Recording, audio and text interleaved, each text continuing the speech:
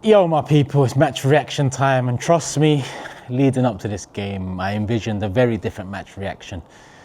You know, I thought this would have been 3 points, domination, signed, sealed, delivered, 7-point gap on City, 9-point gap on Chelsea. Instead, it's a 5-point gap on City, and the 6-point gap between us and Chelsea remains. And to be honest with you, I'm disappointed. Not disheartened, but I am disappointed. I think, especially when they went down to 10 men, we just didn't do enough. But listen, before we get into it all, make sure you like, make sure you hype, make sure you subscribe, do all of that stuff, people. Hopefully you're enjoying the content. You know, if you are, like, hype, subscribe. It's easy, it's free. Do what you need to do, people. And give me your thoughts in the comment section below, player ratings, all of that. Maybe I should do a player ratings. I'll think about it, but we've got loose cannons to record as well.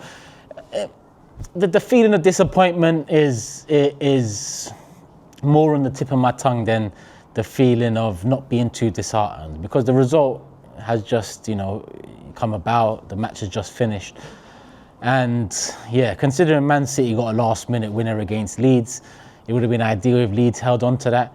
It does feel like Man City have closed the gap somewhat, even though that gap, in my opinion, still very confident in that gap, still very much believe we won't see second again, still very much believe we are, you know, going to be Premier League champions come May.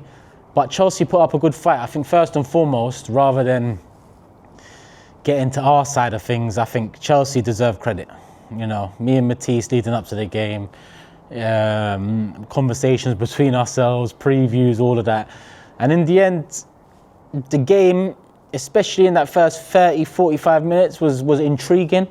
But after Chelsea went down to 10 men, yeah, it felt like Arsenal should have done what we didn't do, and that's win the game. Chelsea started the second half great, you know, a corner kick, a set piece, you know, we know all about them. And they went 1-0 up, and from there it felt like if they really shut up shop this early, we'll go on to win the game. But Chelsea didn't shut up shop. You know, they still had something about them on the break. You know, Sanchez would grab the ball, but he wouldn't dwell on it too much, not all the time anyway.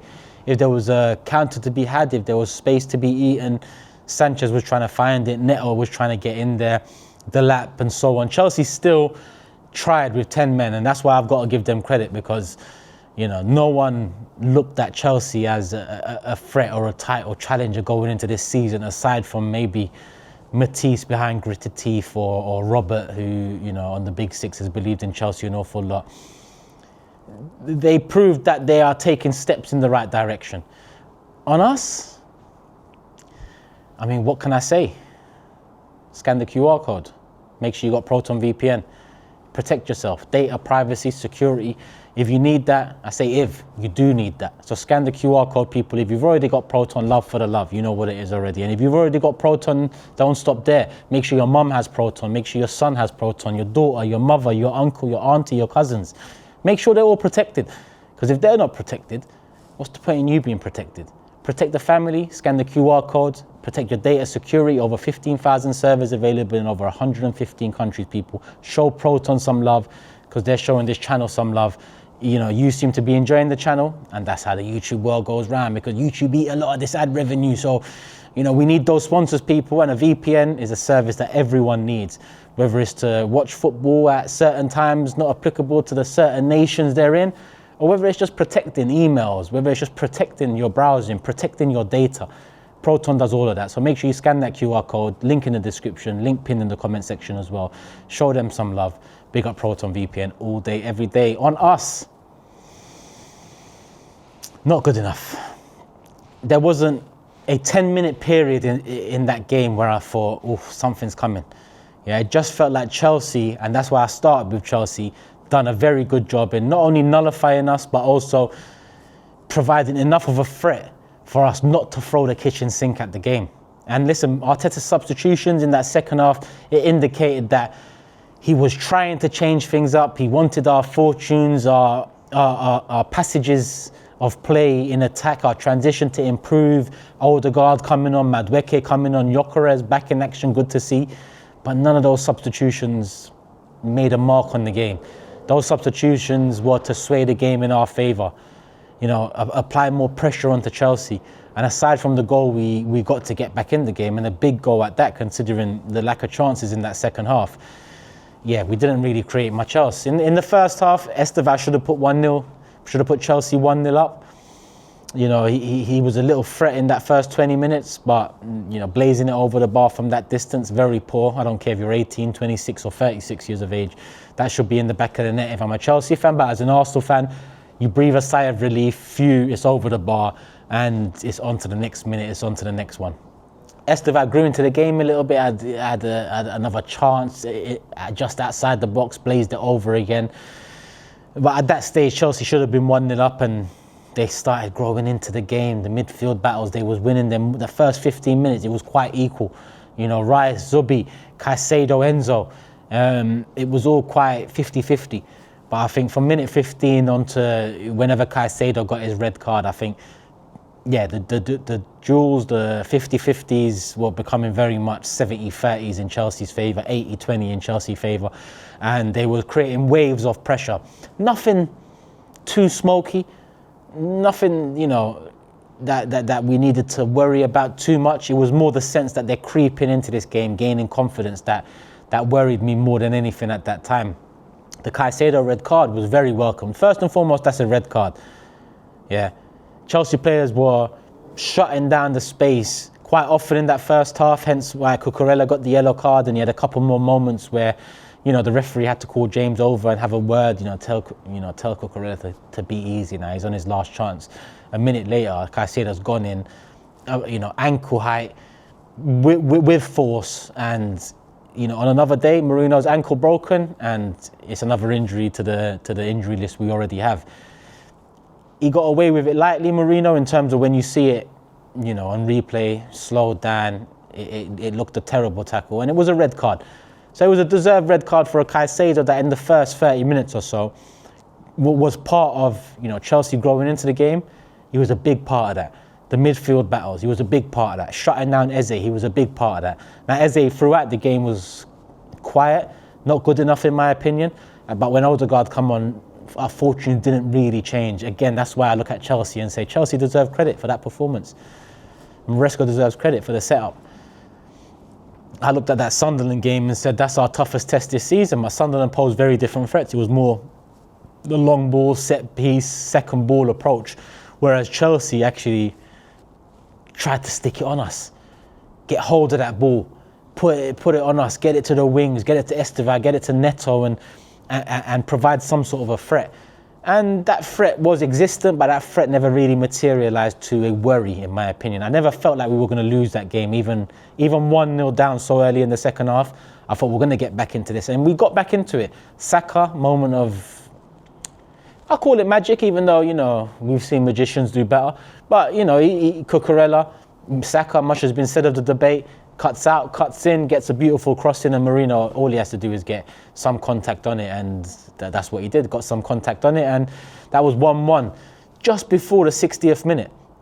And I felt like at that stage, once you get that goal so early on, surely we should kick on from here. But Chelsea didn't shy away. Chelsea didn't buckle under pressure. Chelsea didn't go into their shell. They continued fighting, they continued harassing, they continued defending well and providing a threat on the counter. You know, Garnacho came on at half time to aid that threat with Neto. You know, you give them space, they're going to eat. And they had a couple moments in space in that second half, but really, you know, there was no dinner on the plate to be eaten. The plate was empty. Our plate was empty too. You know, we in that second half had to make dinner. You know, we had to put it in the oven. We had to chop up the vegetables. We had to, you know, put it all on a plate, put it all on a tray. None of that came. None of that came. No steak, no biscuits. And that's in May. But yeah, in this game, I expected us to win it before the game, and I expected us to win it after that Kaisedo red card. Just wasn't to be. But it's on to the next one. Listen, you win some, you lose some, you draw some. Like I said, the gap remains with Chelsea. Yes, Man City have closed it this weekend, but they closed it by the skin of their teeth at home, at the Etihad against Leeds. So I'm still not too worried about City. I'd say they're still our biggest threat, but Chelsea have really climbed up in my estimations, considering That was the most difficult game we played this season, considering they was down to 10 men in that second half, still posed a threat whilst nullifying anything we really had. So yeah, disappointed, not disheartened. That's the feeling at the end of this. And we move on to Brentford at the Emirates, where 3 points is a must. Getting back to winning ways is a must.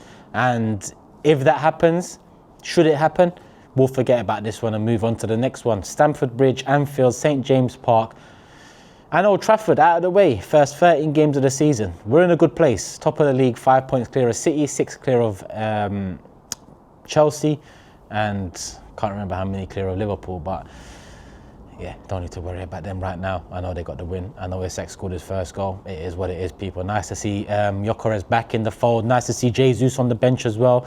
Madueke came on and did absolutely nothing, and I really had a lot banked on him to have that fire in his belly. So when given the chance, he just goes for it. And I'm not going to lie, anytime he had the ball in that second half when he came on, he just didn't offer enough. He just didn't offer enough. His best moment probably came when he first switched over to Saka's side, took on the defender, but in the end, it was a goal kick. So really, the best moment being a goal kick for the opposition, it kind of paints its own picture. Yeah, that's not to get onto him. All in, I think the midfield also had not the best of games. Rice, Upamendi, Eze, yeah, expect better, for sure. Chelsea were more up for it than us. That's what I took from the game. So taking a point away from the Bridge, maintaining that record of no losses at the Bridge since 2018. Last time Chelsea beat us there. Yeah, we move on to the next one, people, and just, fingers crossed we get back to winning ways, and fingers crossed Man City, Liverpool, Chelsea remain as inconsistent as they have been for the first 13 games of the season. That's all we can hope for. Still top of the league, still top of the Champions League. Nothing's decided in November. On to the next one, people. Hit the like button, make sure you are subscribed, hype the video. It's all free to do, so make sure you do it, people, and show Proton some love. Scan the QR code, it's still on the screen. There's a link in the description, and it's pinned in the comments. So if you can't scan the QR code, if you're watching on the phone now thinking, how am I meant to scan it? Just click the link, brother. Click the link, sister. Easy. Make sure you got Proton, people. You don't need no other VPN. Love for the love. I'll be back when I'm back. Loose cannons next up. Peace.